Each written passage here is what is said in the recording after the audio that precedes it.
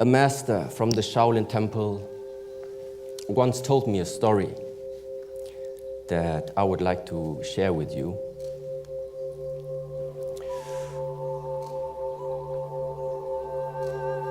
A man was living close to a mountain, and every day he was thinking, how would it be to climb that mountain, and what would I see on the peak? So finally the day came, and the man went on the journey. Arriving at the foot of the mountain, he met the first traveler. So he asked, how did you get up the mountain, and what did you see from the top? And so the traveler shared his path and also the view that he had. But then the man was thinking, the way that this traveler described to me sounds very exhausting. I need to find another way to climb. So he continued to walk on the foot of the mountain until he met the next traveler. So once again he asked, how did you climb up that mountain? And what did you see from the top? And so again the traveler shared his story. Still not being determined on which direction and which way to go, the man asked 30 more people, 30 more travelers. When he finished talking to all of them, he finally made up his mind. Now that so many people already shared with me their paths and especially what they all saw from the top, I don't need to climb there anymore. It is very unfortunate this man never went on the journey. Now, to conclude this story, firstly, each individual needs to find the most suitable way to climb that mountain. But secondly, there is information possible to be shared with words. But it is impossible to share the experience of clarity when you are standing on that peak by yourself. To invest the right effort in climbing that peak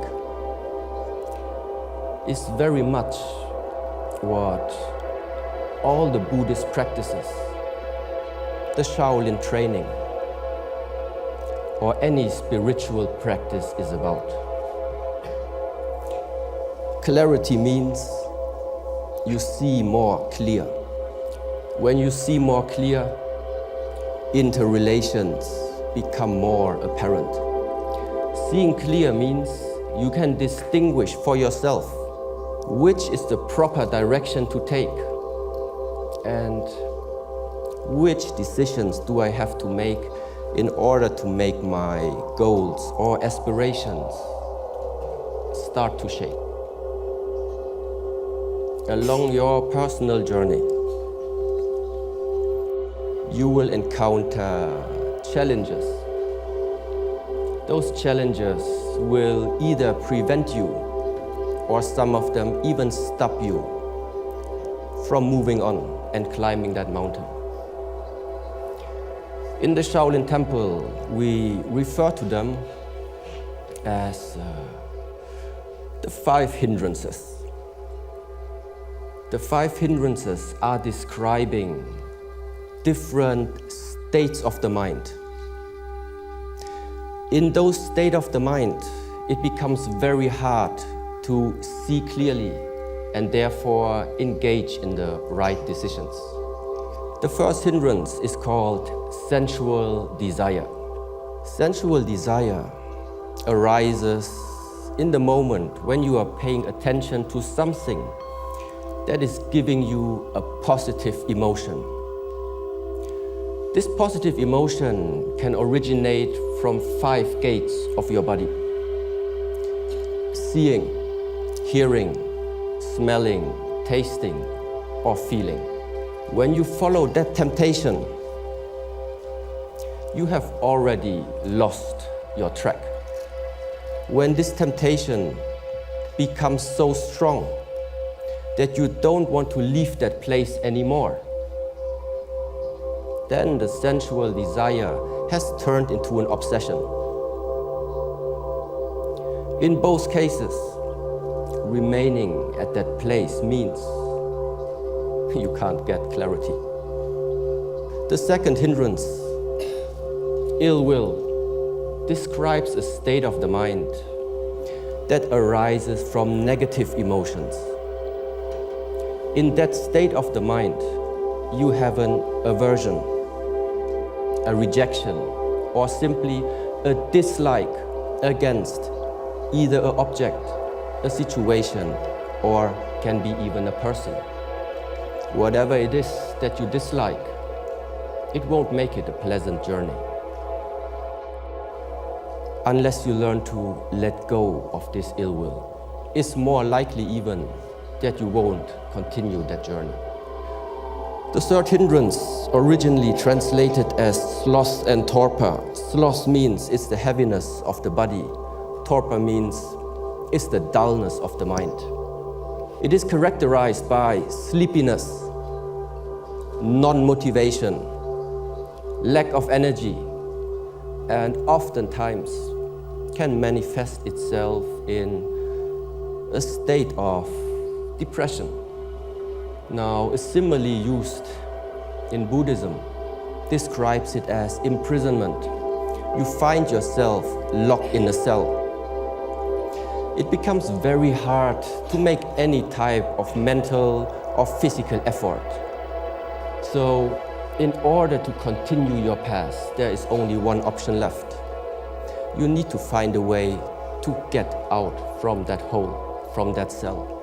Now, the fourth hindrance is called restlessness.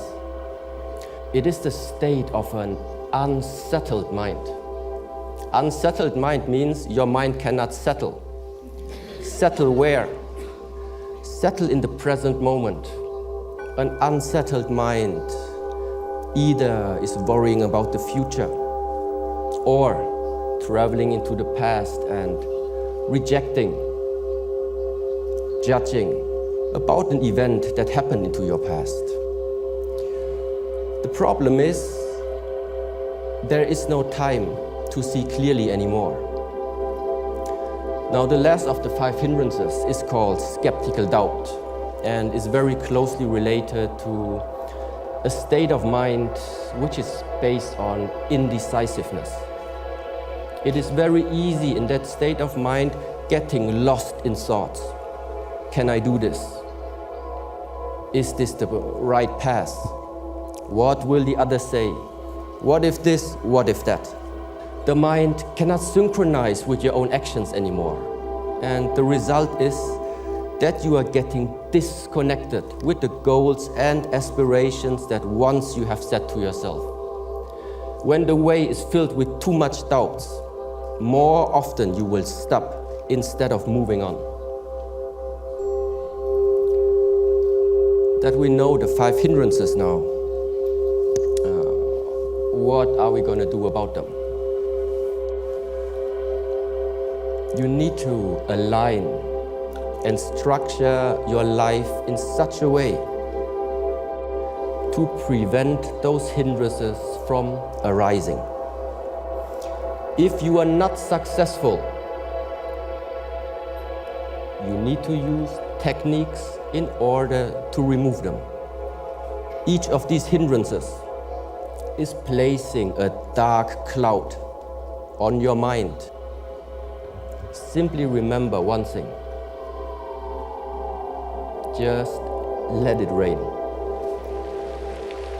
This is a 4-step method to help you removing those hindrances. The first step is recognize in what state of the mind you are finding yourself in. Afterwards, learn to accept, acknowledge, and allow the situation or a person to be the way how it is to be the way how they are. Investigate your emotional and mental state and ask questions. Why did it come up? What is going to be the consequence if I remain in that state? And ultimately, non-identification means it is the practice.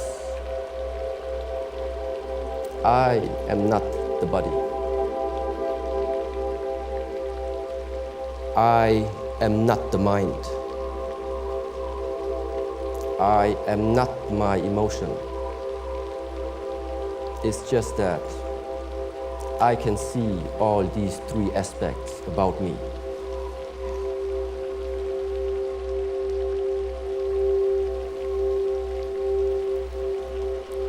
All of our lifetimes,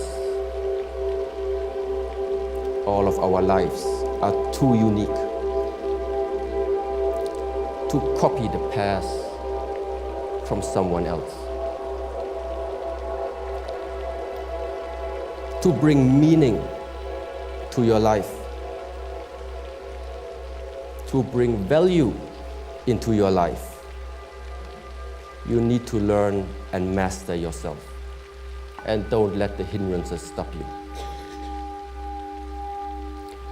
If any of you chooses to climb that path to clarity, I will be very happy to meet you at the peak.